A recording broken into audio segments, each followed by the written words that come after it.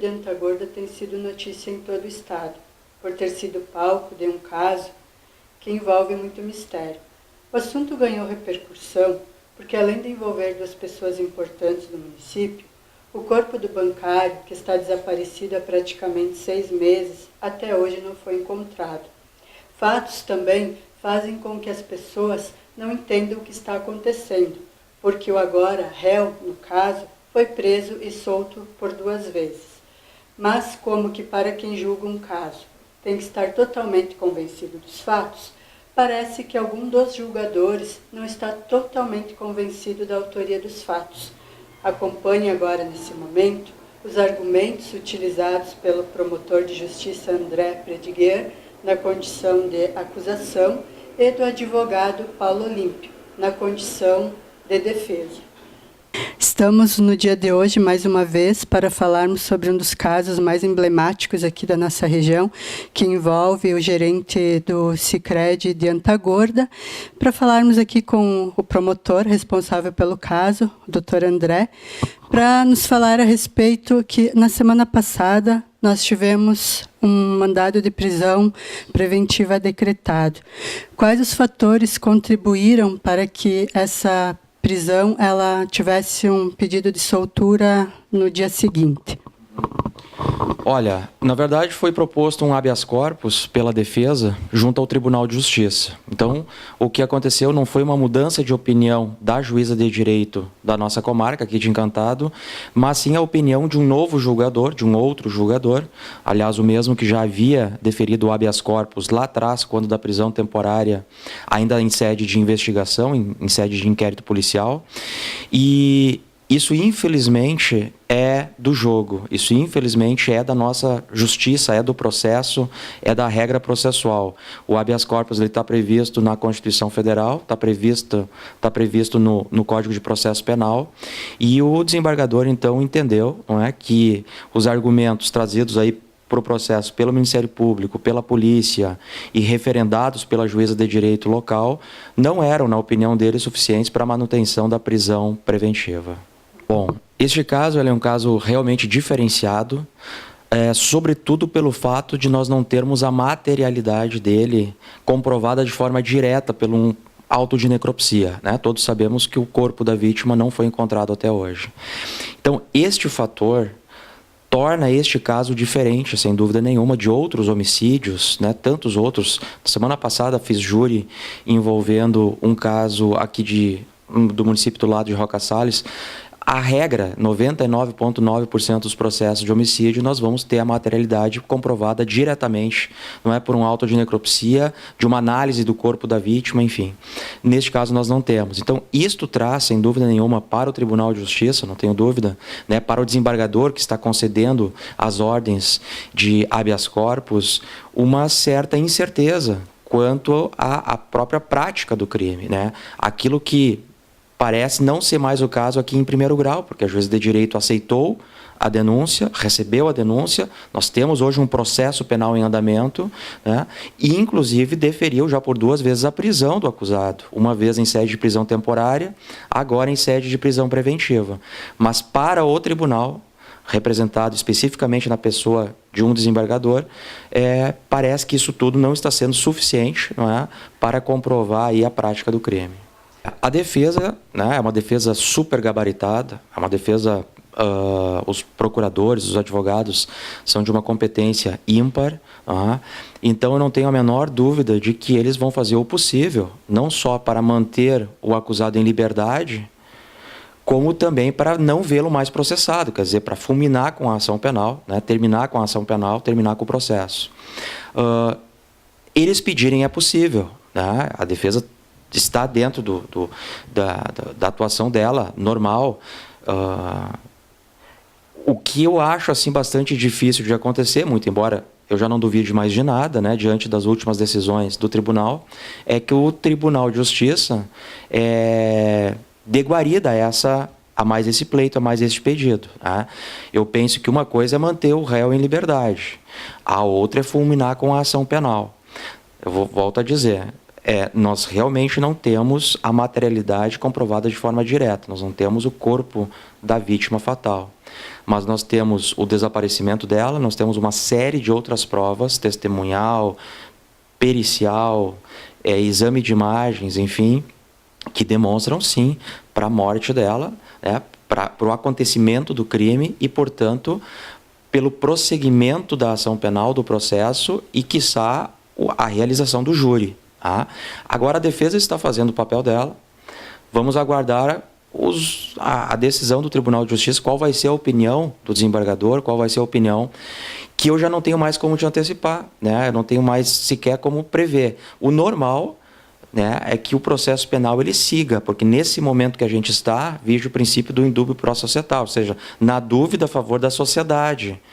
Lá no final, no momento da decisão, tudo bem, se tiver dúvida, ela deve pairar, ela deve pesar a favor do acusado, indúbio pro réu. Mas agora, durante o processo, é indúbio pró-sociedade, na dúvida a favor da sociedade.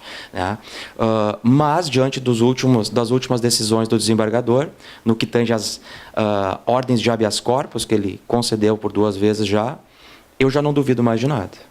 Se é difícil para o operador do direito, para o profissional do direito, veja, eu sou um promotor de justiça que tem quase 20 anos de carreira de Ministério Público, eu sou filho de promotor de justiça, eu tenho o Ministério Público na veia, né? Fui estagiário do Ministério Público mesmo antes de ingressar na Faculdade de Direito, sou professor universitário há mais de uma década, e é difícil de entender. Você imagina para a pessoa, né, que não é operadora do direito, que não está acostumada com essas coisas da lide forense, não tenha dúvida que traz um certo descrédito para a justiça de uma forma geral e uma incompreensão do que está acontecendo, né, muito grande. Continuo afirmando que o que nós temos de prova no processo é um conjunto bastante consistente, sim. Tá? Nós não temos a materialidade comprovada de forma direta por um auto de necropsia, mas nós temos muitas outras provas que formam um corpo de delito indireto, e isso é aceito pela Justiça, pelo Superior Tribunal de Justiça, pelo STJ. Tivemos outros casos, eu cito sempre o caso emblemático do goleiro Bruno, né? Caso Elisa, caso goleiro Bruno, que é um caso emblemático e muito semelhante, onde nós não tínhamos mais o corpo da vítima para fazer o auto de necropsia e mesmo assim os acusados foram levados a júri e condenados, estão cumprindo pena, né, no regime fechado. Um caso muito semelhante ao nosso, tá? E nós aqui, inclusive, temos, então, como é de conhecimento geral, imagens de câmeras, não é, do condomínio onde vítima e réu residiam. Nós temos provas testemunhais. Eu continuo afirmando, estou junto com o delegado de polícia do caso, estou junto, nesse primeiro momento, com a magistrada local, com a juíza de direito do caso, que recebeu a denúncia. Se não houvesse provas, essa ação sequer teria sido recebida. Se o conjunto probatório não fosse consistente, nós não teríamos o recebimento dessa ação penal pela Justiça e nós não teríamos o pedido de prisão preventiva decretado agora da 2ª vez que foi então requerido. Ora, ninguém é preso preventivamente quando não há prova nenhuma contra ele de autoria e materialidade. Eu continuo afirmando que há provas suficientes para levá-lo ao júri, sim. Os passos do processo agora, estando o réu preso ou solto, eles não mudam. Tá? O que mudaria era o prazo que eles aconteceriam. Com ele preso, provavelmente nós teríamos o júri acontecendo ainda esse ano. Com ele solto, os trâmites, então, eles são mais morosos, mais demorados, mas eles são os mesmos, ou seja, o próximo passo agora é o agendamento da primeira audiência, onde serão ouvidas as testemunhas de acusação, arroladas pelo Ministério Público. Num segundo momento, será agendada uma nova audiência para a oitiva das testemunhas de defesa, provavelmente teremos uma terceira audiência para o interrogatório do réu, e aí sim, fecha a fase de instrução. Nesse período podem ser produzidas todas as provas, ainda documentais, testemunhais, periciais, que se fizerem necessárias. Encerrado esse período probatório, abre-se o prazo, então, para os memoriais, e aí nós vamos para a decisão que a magistrada vai ter no sentido de mandar a júri ou não este caso, que se chama decisão de pronúncia, a fase da pronúncia. Mandar ou não ao júri, porque o crime contra a vida ele é julgado pelo júri popular, ele não é julgado pelo juiz togado. Então, as próximas fases são essas. O que mudaria com o réu preso é que tudo isso aconteceria mais rapidamente. Provavelmente nós teríamos aí essas audiências já marcadas para esse mês de maio agora, né, para que tudo pudesse acontecer, que o júri acontecesse esse ano ainda. Com ele solto, réu solto não é prioridade para a Justiça Criminal, né, ele não tem prazo para esse processo terminar, então provavelmente as coisas vão se estender um pouco mais agora.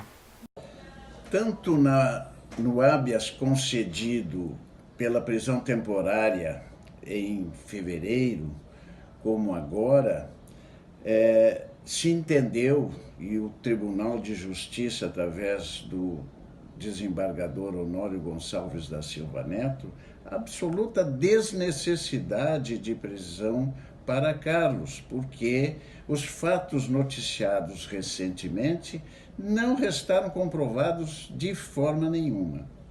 Desnecessária por total a prisão de Carlos. Foi esse o fundamento.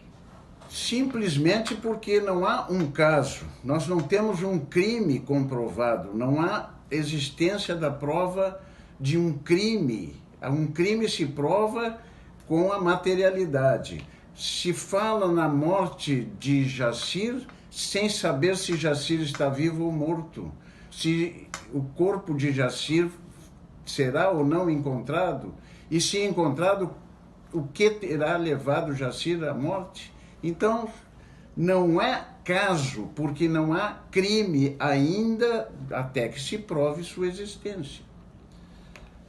A defesa técnica de Carlos, que já foi citado, agora no prazo de 10 dias, que se encerrará na segunda-feira próxima, apresentará pela primeira vez no processo a defesa de Carlos. E nessa defesa vai se pedir que esta ação não continue. Por quê? Porque a denúncia é inepta e porque não há justa causa para uma ação penal contra Carlos à míngua de qualquer prova que o incrimine. Não, a justiça só cresce quando não encarcera uma pessoa totalmente inocente. Se não há, como já foi dito, prova nenhuma da existência de um crime, ou prova nenhuma da autoria de um crime que se imagina que tenha ocorrido, como prender-se alguém? A justiça, quando age rápida e célere para restituir a liberdade de um inocente, ela cresce no conceito social. A prova não existe, já tenho falado. Não há prova material da existência de um crime de homicídio. Para que exista prova material, temos que ter o corpo de delito, o cadáver da vítima, e não existe. Nem prova material indireta. Não há nenhuma testemunha que tenha visto Carlos junto a Jacir no dia em que ele teria desaparecido. Assim, sem esses elementos, é impossível falar-se em homicídio ou em processar-se alguém por autoria de um suposto imaginário homicídio. A palavra final seria de esperança de que o mais breve possível se devolva paz e tranquilidade a Carlos Patucci e a sua família, que vem sofrendo muito por esta suspeição absolutamente infundada e sem nenhuma prova.